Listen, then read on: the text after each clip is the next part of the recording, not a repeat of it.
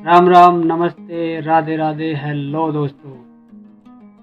जैसा कि आप सभी जानते हैं, मैंने 90 दिन का चैलेंज लिया हुआ है क्योंकि मुझे लिखने का शौक़ है और मैंने 90 दिन का चैलेंज लिया है शेर व शायरी करने का, जिसमें 3 दिन मुझे हो चुके हैं और आज 4वां दिन है। और आज भी मैं आपके लिए एक कविता लिख के लाया हूँ जो कि पिता के ऊपर है। मैं जानता हूँ पिता पर व्याख्या करना बहुत मुश्किल है, उनके जीवन को शब्दों में लिखना, उनकी फीलिंग्स को शब्दों में लिखना बहुत ही मुश्किल है, लेकिन मैंने फिर भी थोड़ी सी कोशिश की है, जिसे सुनने के बाद आप मुझे ज़रूर बताना ये कविता कैसी लगी। चलिए शुरू करते हैं। जब मैं आया दुनिया में, मेरे साथ जन्म लिया मेरी माँ ने, लेकिन उस दिन कोई और भी जन्मा था जो माँ के साथ साथ तड़पा था। माँ भूखी रहे तो लड़ता था, माँ भूखी रहे तो लड़ता था, तकलीफ में साथ वो माँ के जगता था। वही जिस रिश्ते को इंग्लिश में फादर कहते हैं, वही जिनको हम भारतवासी प्यार से पापा कहते हैं। बिना कपड़ों के था मैं, आंखें बंद थी मेरी और मुट्ठी भी। बिना कपड़ों के था मैं, आंखें बंद थी मेरी और मुट्ठी भी। माँ का स्पर्श नया था और नई थी दुनिया भी। ये सच है, पहले मैंने माँ को देखा था, माँ के बाद पापा को देखा था। वो हर जगह बाद में आते थे, 70 तरह से गोद में खिलाते थे। रोता देख मुझे कभी बंदर तो कभी भालू बन के मुझे हंसाते थे। चीज़ों की तो पूछो मत, मुझसे कहाँ बोला जाता था। मेरी ललचाई जीभ को देखकर जो समझ जाता था। वही जिस रिश्ते को इंग्लिश में फादर कहते हैं, वही जिनको हम भारतवासी प्यार से पापा कहते हैं। एक बात हो तो बताऊं पापा की भाई, वो जादूगर थे, कहने से पहले सब ले आते थे। खुद पुराने कपड़ों में सालों बिताते थे, हमारे लिए ना जाने कितनी बार नए कपड़े लाते थे।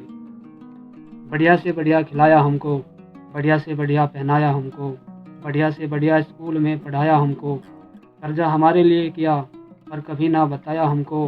टेंशन चाहे जितनी भी हो, फिर भी मुस्कुराते रहते हैं।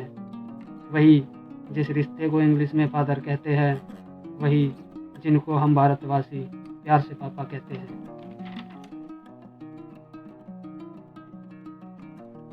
कमी तो मैं भी नहीं रखता था प्यार में, रोज काम से लौट आने की रहता था इंतजार में।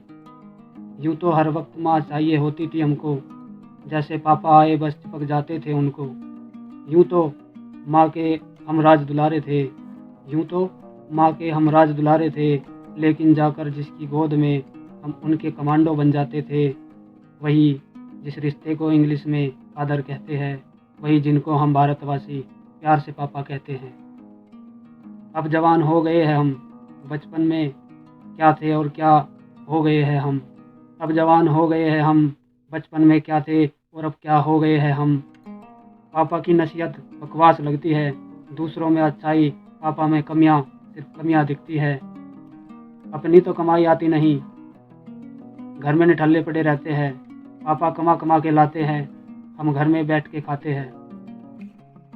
और अकड़ तो देखो हमारी, पापा कुछ काम को कह दे, उनको ही आंख दिखाते हैं। गुस्सा हमारा 7वें आसमान पर है, गुस्सा हमारा 7वें आसमान पर है। खुद ढंग से पढ़ लिख नहीं सके और इसका दोष भी बाप पर है। औलाद का दुख वो चुपचाप सहता है, सुन औलाद के ताने, कभी कभी तो सुन रह जाता है। जब भी पानी सर के पार गया, पापा हमको समझा समझा के हार गया। कमी हमारी गलती उनकी बताने लगे हैं हम, कमी हमारी गलती उनकी बताने लगे हैं हम।